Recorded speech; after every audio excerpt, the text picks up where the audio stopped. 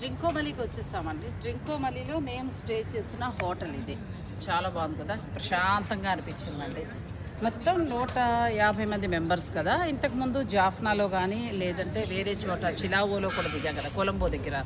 So ఆ 2 చోట్ల ఏంటంటే కొంచెం దూరంగా ఒక 3 బస్సులు జనం ఉన్నారు కదా, వేరుగా పెట్టారు. ఇక్కడ మాత్రం ఏంటంటే మొత్తం ఎంతమంది వచ్చామో అంతమందికి కూడా ఇక్కడేనండి. మొత్తం ఇవన్నీ కూడా రూమ్స్ చాలా బాగున్నాయి. ఇక ఫుడ్ అయితే మాత్రం మనకి శ్రీలంకన్ ఫుడ్డే, కానీ మరీ అంత ఘోరంగా కాకుండా మనకు ఒక వంట మనిషిని కూడా తీసుకొచ్చారు. అతను ఏంటంటే ఇక్కడ కుక్కులకు చెప్పి, అంటే వండేవారికి చెప్పి మనకి ఎలా కావాలో అలా.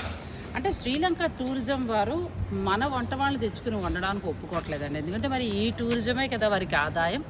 సో వారి హోటల్లో స్టే చేస్తే వారికి సంబంధించిన కిచెన్ నుంచే మనకి రావాలి.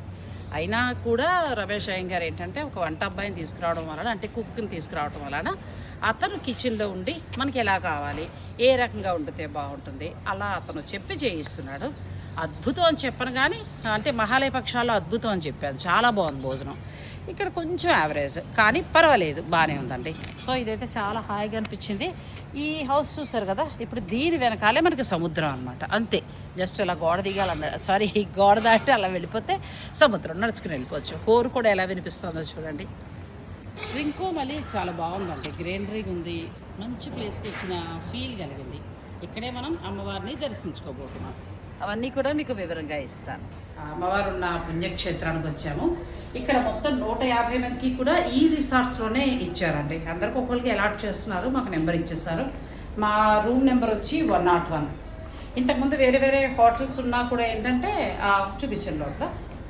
ఆ హోటల్స్లో వేరే చోట స్టే చేసాం ఈ 150 మంది. అయితే ఇక్కడ మాత్రం మేము 150 మంది కూడా ఇక్కడే ఉంటున్నాం. ఇదండి రూమ్. బాగుంది, నీట్గా ఉంది, మంచిగా ఉంది. బెడ్స్ నీట్గా ఉన్నాయి, చాలా బాగుంది అంతా కూడా.